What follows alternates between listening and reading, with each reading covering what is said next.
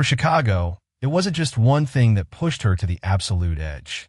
It wasn't just the sting of betrayal from the man who promised her forever. It wasn't just the eviction notice slapped on her door while she carried his child. It was the crushing silence, the cold, hard realization that to him, she and their unborn son were nothing more than a dirty secret to be erased. So when the city's elite gathered to celebrate millionaire Tristan Adru's birthday, she decided to give him a gift he couldn't refuse, delivered in front of the world. This is the story of how one woman, armed with nothing but the truth, gate-crashed the party of the year to serve a cold dish of revenge right on his birthday cake. The silence in Chicago's small, fourth-floor walk-up apartment was a physical presence. It was heavier than the humid Saigon air that seeped through the louvered windows, thicker than the dust motes dancing in the single shaft of afternoon sun. Her gaze was fixed not on the vibrant street scene below, but on the crisp, cruel white of the eviction notice lying on her small wooden table. It was the third and final one. The words blurred, but their meaning screamed at her.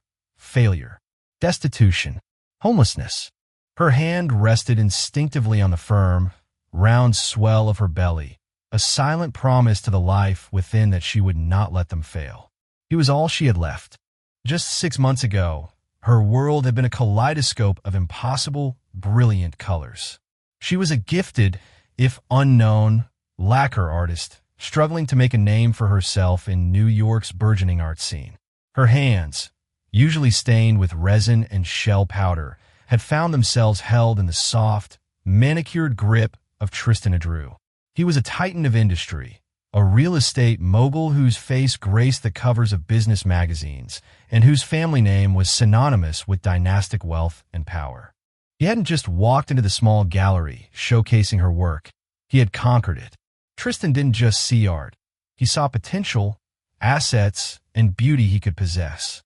He bought her entire collection of 4 paintings, not with a sterile credit card, but with a gaze that made her feel more valuable than any piece on the wall. He had been utterly intoxicating.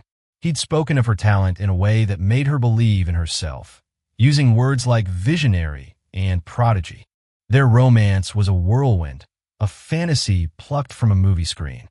He'd whisked her away from her cramped apartment to the penthouse suite of the landmark 81 Tower, where the city sprawled beneath them like a carpet of scattered jewels. He'd introduced her to a world of bespoke tailoring, 9-course meals, and the casual, effortless confidence that only comes with obscene wealth. He loved her passion, he'd said, the way her eyes lit up when she talked about mixing traditional techniques with modern abstracts. He'd commissioned a massive piece for the lobby of his new flagship hotel, the Celestia Grand. It was to be her masterpiece, the project that would launch her career into the stratosphere. Chicago, who had spent her life guarding her heart, fell completely and irrevocably. She wasn't naive. She knew the chasm between their worlds was vast. But in his arms, under the soft glow of 1,000 city lights, he had made her believe they could build a bridge. He spoke of a future, of a life where her art and his ambition would create a new legacy. He never spoke of marriage, not explicitly, but his promises were a silken web she had willingly wrapped herself in. The first crack in their perfect world was a thin blue line on a plastic stick. She was pregnant. Chicago had been terrified, but a secret, thrilling joy had bloomed in her chest. A child, a piece of him, a piece of her, a living, breathing symbol of their love.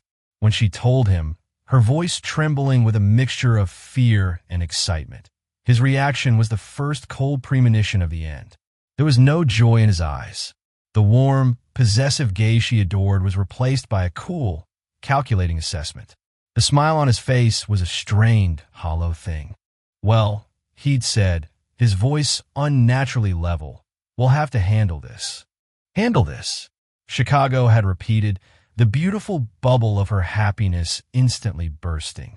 He'd paced the length of the marble-floored penthouse, not looking at her. He spoke of his family, of expectations, of a 5-year business plan that was at a critical juncture. He mentioned a name she'd only seen in society pages, Isabel Lee, the daughter of a rival conglomerate chairman. An important alliance, he he'd called it. Not a romance, a merger. The conversation was a blur of corporate jargon and veiled dismissals. He told her not to worry, that he would take care of everything. The next day, he was gone on an urgent business trip to Singapore. The calls became shorter, the texts less frequent. Then, they stopped altogether. The final, fatal blow wasn't delivered by Tristan, but by a man in a tailored gray suit who introduced himself as Mr. Arlo, head of personal security for the Adru Corporation. He'd met her at a neutral cafe, his face impassive, his eyes holding a hint of what might have been pity or perhaps just professional detachment. He slid a bank-certified check across the table. It was for 5 billion Vietnamese dong, a staggering sum that was meant to buy her silence, her compliance, her disappearance. With it was a non-disclosure agreement, a thick legal document that would, in essence, erase her entire existence from Tristan's life. It stipulated that she could never contact him, his family, or his associates again. It forbade her from ever mentioning his name in connection with her or the situation. Mr. Adru wishes you the best in your future endeavors, Mr. Arlo had said. His voice is sterile as the contract. He believes this is the most dignified solution for everyone involved. Dignified. The word was a slap in the face. Chicago had stared at the check, a wave of nausea washing over her that had nothing to do with morning sickness. This was what she and her child were worth. A transaction, a problem to be solved with money. She had pushed the check and the papers back across the table, her hands shaking with a rage so profound it left no room for tears. "Tell him," she'd said, her voice low and dangerous, "that my child is not a business deal to be written off." Mr. Arlo had simply nodded, collected the documents, and left. The very next day, the commission for the Celestia Grand was canceled, citing artistic differences. The gallery that had once championed her work suddenly had no space for her pieces. Her calls to Tristan's personal number went to a disconnected line. She had been excised from his life with surgical precision. Now, 3 months later, the money she had saved was gone, eaten away by rent, living expenses, and the initial doctor's visits for the baby. The eviction notice was the final proof of her utter isolation. Tristan hadn't just abandoned her. He had systematically dismantled her life, ensuring she had no foundation from which to fight back. As she stood there, feeling the baby kick, a new feeling began to eclipse the despair. It was a hard, cold, and diamond-sharp resolve. He thought he could erase her. He thought money and power could silence the truth. But the truth was growing inside her, a living, breathing testament to his lies.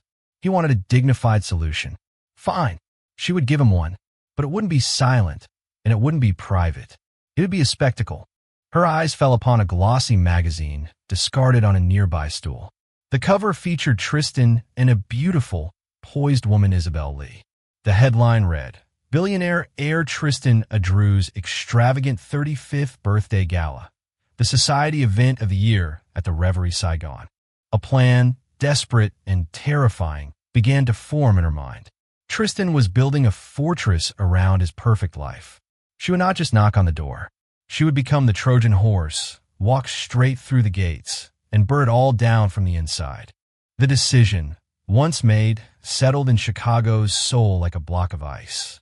It chilled her fear, numbing the part of her that screamed about the risks, the humiliation, the sheer audacity of what she was about to do.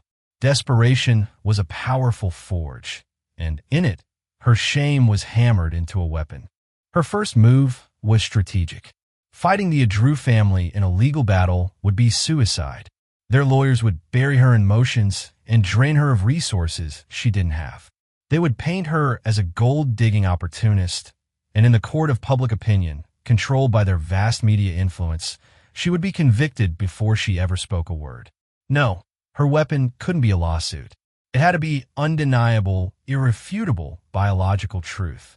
With the last of her meaningful Savingsa small fund she'd kept from a pre-Tristan commission, she made an appointment at a private international clinic.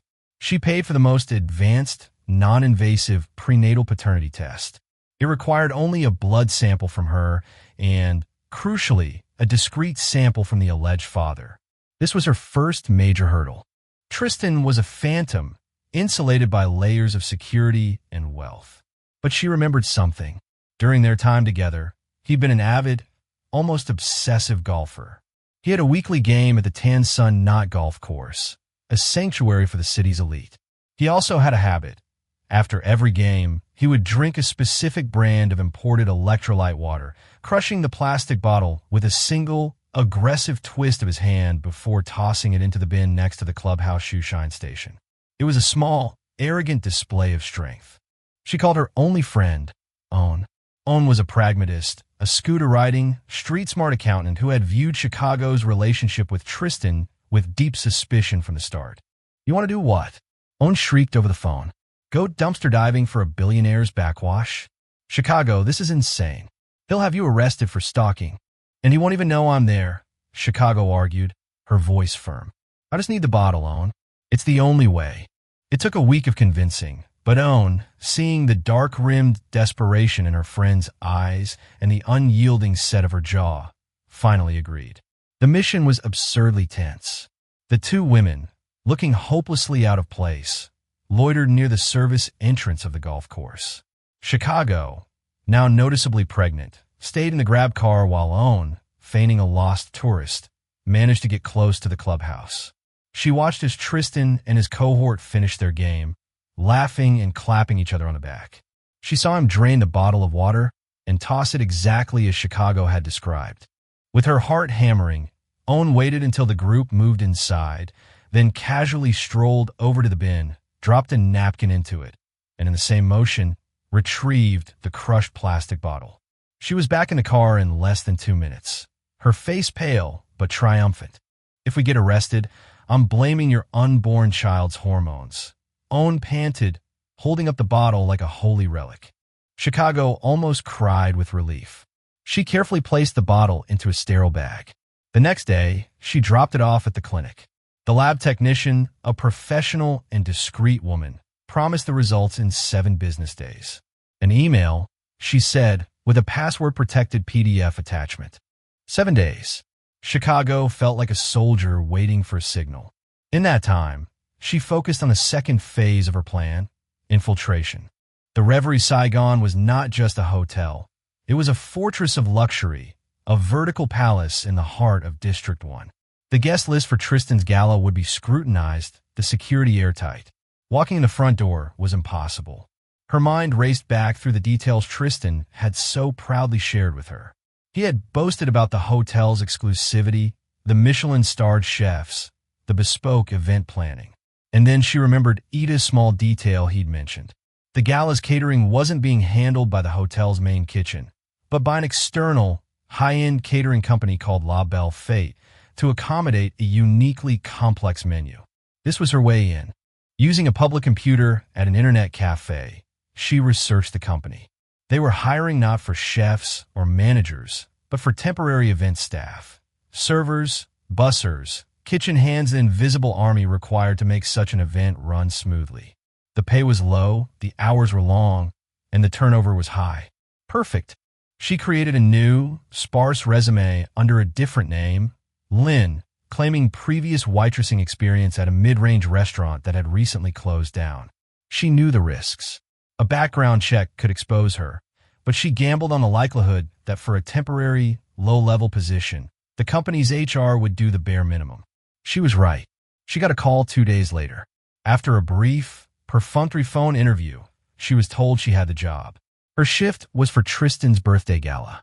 She was to report to the service entrance of the Reverie Saigon at 4 p.m. sharp. A uniform would be provided. "You're going to try and work a 10-hour shift as a waitress while 7 months pregnant?" Owen asked, her voice a mixture of awe and terror. "Chicago, your feet will swell. You'll be exhausted. What if you drop something? What if someone recognizes you?" "They won't be looking for me amongst the serving staff," Chicago said, her voice steely. "The rich are experts at looking past the people who serve them. To them, I'll be invisible. And that's exactly what I need." The day before the gala, the email arrived. Her hands trembled as she typed the password, Sanvu, a silly portmanteau of their names she had created in happier times. The irony was a bitter pill. The PDF loaded. Her eyes scanned past the legal jargon and laboratory accreditation seals, fixing on the final, conclusive table. Analysis of submitted DNA samples. Alleged father, Tristan Adrew, sample from discarded item. Fetus, sample from maternal blood. Result, the probability of paternity is 99.999%. Chicago stared at the numbers until they burned into her retina. 99.999%. A near-perfect certainty. It was the truth codified and certified. It was her bomb. Now, how to detonate it? Simply handing him the paper felt anticlimactic. Shouting it would be dismissed as hysterics. She needed a medium that was as grand and public as his betrayal. The centerpiece of any birthday party is the cake. Tristan's, she knew, would be an ostentatious, multi-tiered monstrosity, a monument to his own ego. That would be her canvas. Her plans solidified. She found a specialty bakery that printed custom images onto edible frosting sheets. She took a screenshot of the most crucial part of the DNA report ahead her, the names, and the final damning percentage. She emailed it to the shop, paying online and arranging for Owen to pick it up. An edible DNA result. Owen said, her voice flat with disbelief when she arrived with the printed sugar sheet sealed in a flat cardboard envelope. You are truly a terrifying artist, my friend. Chicago took the envelope. It felt heavier than it should, weighted with the gravity of her intent. She now had the proof, the means of entry, and the method of delivery. All that was left was to walk into the lion's den. As she folded the simple black pants and white shirt of her uniform, she felt a profound and terrifying calm. She was no longer just Chicago, the heartbroken artist. She was a mother on a mission, and hell hath no fury like a woman fighting for her child. The service entrance of the Reverie Saigon was a world away from the opulent, gold-leafed lobby that greeted its wealthy guests. Here, in the concrete belly of the beast, the air was thick with the smell of industrial cleaner and cooking oil. It was a chaotic ballet of clattering trolleys, shouting chefs, and scurrying staff in functional, sweat-wicking uniforms. Chicago, dressed in her simple black and white server's attire, blended in perfectly. The anonymity she had craved was now her shield. Her baby chose that moment to perform a series of energetic kicks, as if sensing the adrenaline coursing through her veins. Chicago placed a hand on her stomach, a silent reassurance. We can do this. Just a few more hours. The catering manager, a perpetually stressed-looking woman named Mrs. Kwan, barely glanced at her. She thrust a tray of champagne flutes into Chicago's hands. Ballroom, hey, mezzanine floor. Stick to the perimeter. Keep the glasses full. Don't engage with the guests unless spoken to. And for God's sake, don't drop anything. Carrying the tray was a challenge. Her lower back ached in protest, and her center of gravity was unfamiliar, but the physical discomfort was a welcome distraction from the storm raging in her mind. With every step she took through the swinging doors and into the grand ballroom, she felt like she was crossing a threshold into another dimension. The sheer scale of the opulence was breathtaking and nauseating. The room was a symphony of crystal, gold, and white orchids. A string quartet played softly in one corner, while the city's most powerful and beautiful people mingled, their laughter like the clinking of ice in expensive crystal. They were peacocks in their natural habitat, draped in designer gowns and bespoke suits, their wrists heavy with watches that cost more than her parents' house. And there, in the center of it all, was him. Tristan Adrew was holding court, a magnetic sun around which all other bodies orbited. He looked impossibly handsome in a dark velvet tuxedo, a confident, easy smile on his face. At his side, her hand possessively on his arm, was Isabel Lee. She was stunning, a porcelain doll in a shimmering emerald gown that perfectly matched the massive rock on her left ring finger. An engagement ring. The sight of it was a physical blow, knocking the air from Chicago's lungs. The tabloids had speculated, but this was confirmation.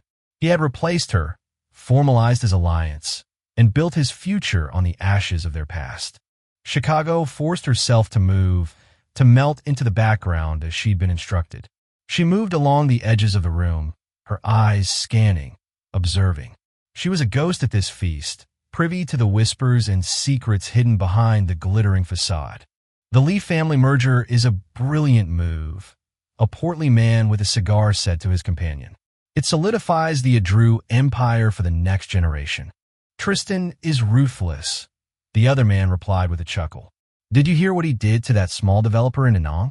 Bought the land right out from under him and bled him dry in court. The man lost everything. Chicago's blood ran cold. This was the man she had loved, the man who had quoted poetry to her and praised the delicate grace of her brushstrokes. She was just another small developer to him, someone to be bled dry and discarded when she became an inconvenience. Her resolve hardened into granite. An hour into her shift, her feet were screaming. She found a momentary refuge in a small alcove behind a pillar, catching her breath. From here, she had a clear view of the stage where a jazz band was now playing. She also saw Mr. Arlo, Tristan's head of security, his hawkish eyes sweeping the room with practiced vigilance. He was a walking symbol of the wall she had to breach. Their eyes met for a fleeting second. Chicago's heart leaped into her throat. She immediately looked down, busying herself with rearranging the glasses on her tray, making herself small and insignificant. He looked away, his gaze passing over her without a flicker of recognition. She was just part of the furniture. The relief was so intense it made her dizzy. The evening wore on. Speeches were made. Tristan's father, a formidable old patriarch with eyes as cold and hard as diamonds, spoke of legacy, power, and the bright future of the Adrew alliance. He never once smiled. Then, Isabel took the microphone. Her voice was smooth and cultured, but her words were daggers in Chicago's heart. To my darling Tristan, she began, raising her glass. The most driven, ambitious, and brilliant man I have ever known. He knows what he wants, and he is never afraid to do what is necessary to achieve it. He is building an empire, and I'm so honored to be by his side as his future wife, to build a family and a dynasty that will last for centuries. Happy birthday, my love. The crowd erupted in applause. Tristan kissed Isabel, a performative, public sealing of their contract. Chicago felt a tear of pure rage slide down her cheek. Family. Dynasty. What about the family he had already started? The one growing in her womb. A life he was actively trying to pretend didn't exist. That was it. The last shred of her hesitation vanished. Her chance came when Mrs. Kwan's frantic voice crackled over the small earpiece given to the staff. Cake prep. I need 2 people in the West Corridor pantry now. The main cake is coming up. Chicago moved instantly. She deposited her tray on a nearby service stand and hurried towards the designated corridor, her heart pounding a frantic rhythm against her ribs. This was her moment. The pantry was a small, stainless steel room bustling with activity. And there it was, the cake.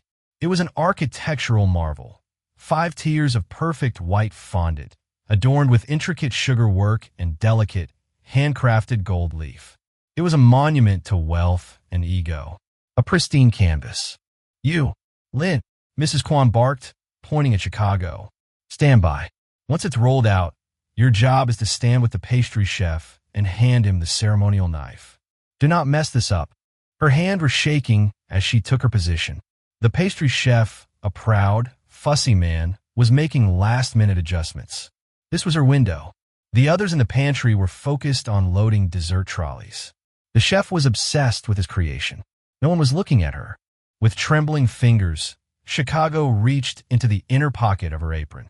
She pulled out the flat cardboard envelope Owen had given her. Her hands were slick with sweat as she carefully slid out the edible frosting sheet. It was cool and slightly stiff. The black letters on the white sugar paper screamed up at her. Probability of paternity, 99.999%. The band in the ballroom struck up a familiar tune. Happy birthday. The time was now. The chef gave a satisfied nod, and 2 waiters began to wheel the massive cake trolley towards the ballroom doors. Chicago fell into step beside them, the ceremonial knife on a small silver platter in one hand, the frosting sheet concealed in the other. As they pushed through the doors, a wave of applause and cheers washed over them.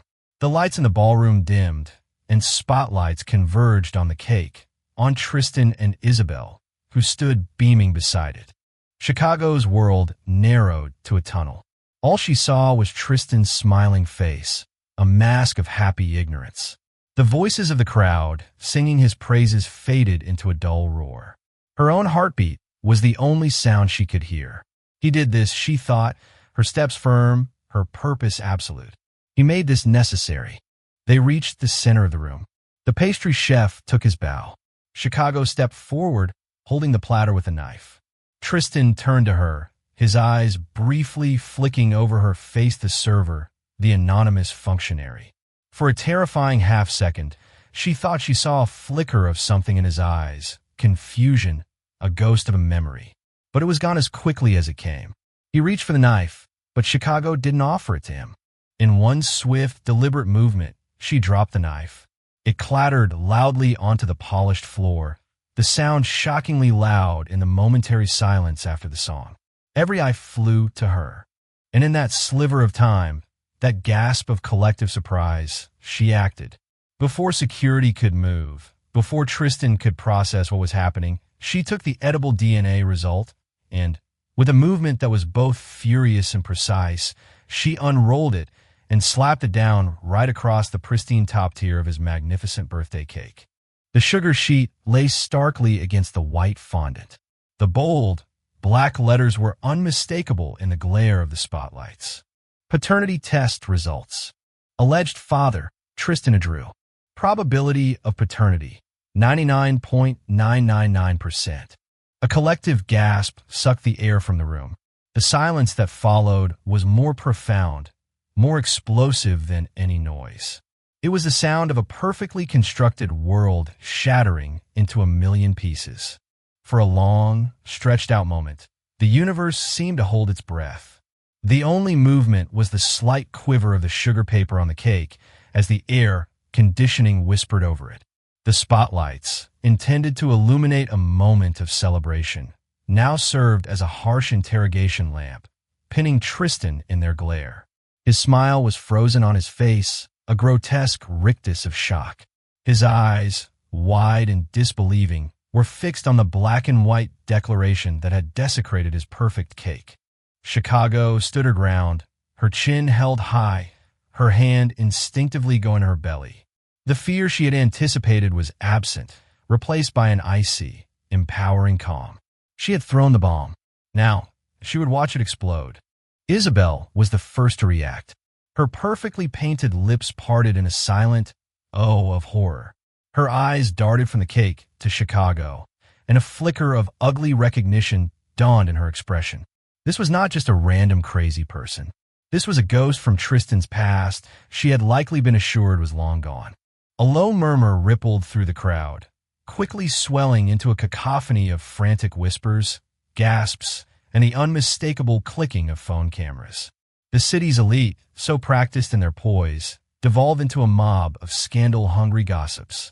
This was juicier than any business merger, more shocking than any market fluctuation. This was real, raw human drama, and they were devouring it. Tristan finally broke his paralysis. His face, which had been pale with shock, was now flooding with a dark, furious red. His eyes lifted from the cake and locked onto Chicago's. The love she had once seen in them was replaced with a venomous hatred so pure it was almost breathtaking. "What is the meaning of this?" he snarled, his voice low and shaking with rage, yet carrying across the suddenly silent ballroom. "Who are you?" "Security." But Chicago spoke before security could reach her. Her voice wasn't a scream. It was clear, steady, and laden with the weight of months of pain. It cut through the noise like a shard of glass.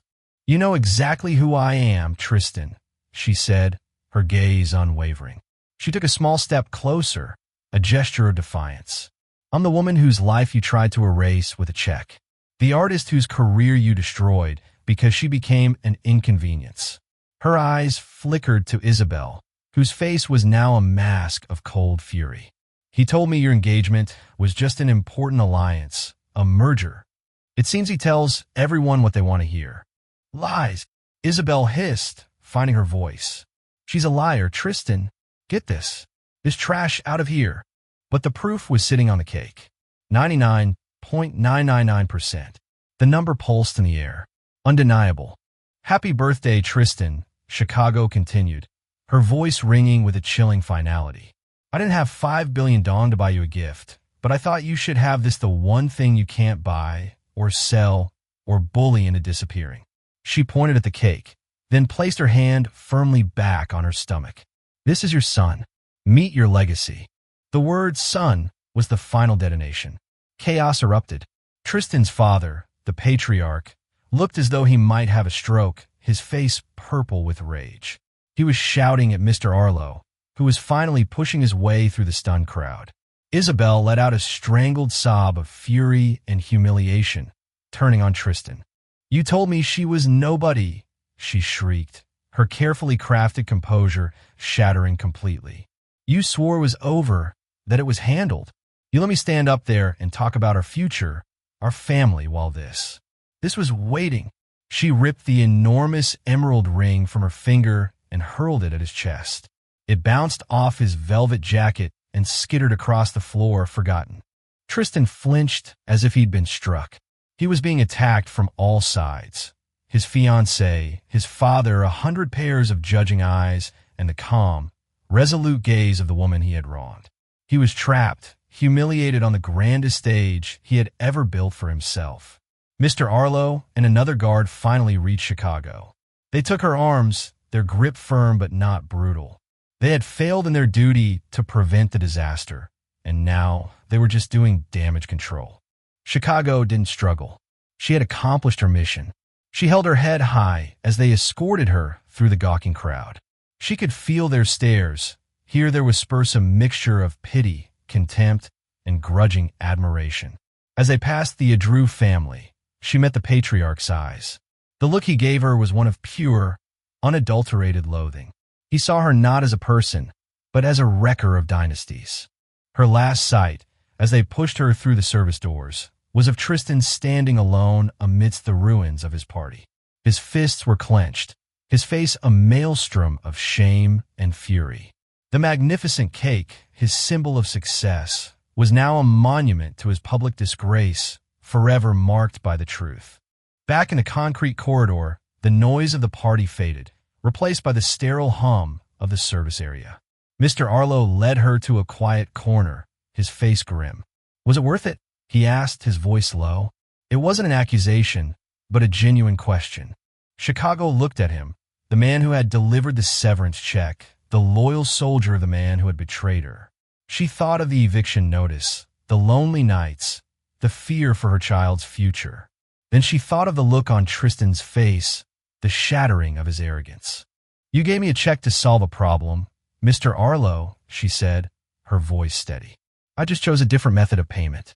He will acknowledge our son now. Yes, it was worth it. He simply nodded slowly, a complex expression on his face. He escorted her to the exit, not as a criminal, but as someone who had won a war he hadn't understood he was fighting in. As she stepped out into the humid night air, the cool breeze on her face felt like freedom. She hadn't just gate-crashed a party. She had reclaimed her story. The sound of sirens in the distance was growing, but she wasn't afraid. The explosion was over. Now came the fallout. The aftermath was a strange and echoing silence. The media storm was deafening, but from the Adrew family, there was nothing. Chicago became a prisoner in her home, with paparazzi camped outside, but she waited, her resolve solidifying. 1 week later, a courier delivered a thick, cream-colored envelope. It was from the most ruthless corporate law firm in the country. Her heart sank, but inside, it wasn't a declaration of war, but an offer of alliance. The firm was offering its full pro bono services, funded by an anonymous client with a vested interest in the well-being of the next generation of the Adrew family. At the first meeting, the lead lawyer, a formidable woman named Michelle, slid a small, handwritten note across the desk. It read, "My husband only understands power. You have shown him what it is. Now, let us secure my grandson's future." It was unsigned, but Chicago knew. Tristan's mother, the silent queen of the Adrew dynasty, had chosen her side. She was not alone. The legal battle was swift and decisive. Tristan, a shadow of his former self, agreed to everything. A massive, irrevocable trust was established for their son. He made a public acknowledgement of paternity. But on the final point, Chicago and her new, powerful allies were unyielding. She would retain sole legal and physical custody. "This isn't to punish you, Tristan," she said in the final meeting, her voice clear and strong. "It is to protect him. I will not have my son raised in the shadow of your father. Taught that love is a transaction. His connection to you will be a choice, not a chain." Tristan, broken, simply nodded. The war was over. 3 months later, she gave birth to a healthy boy. She named him Kien, meaning persistent and strong. Her life found a new, peaceful rhythm. The scandal, which was meant to destroy her, had ironically made her one of the most talked-about artists in Southeast Asia. A gallery in Singapore, likely prompted by her anonymous benefactor, bought her entire back catalog, securing her future. In her new, sunlit studio, she began to paint again, not with desperation, but with power and hope. Years passed.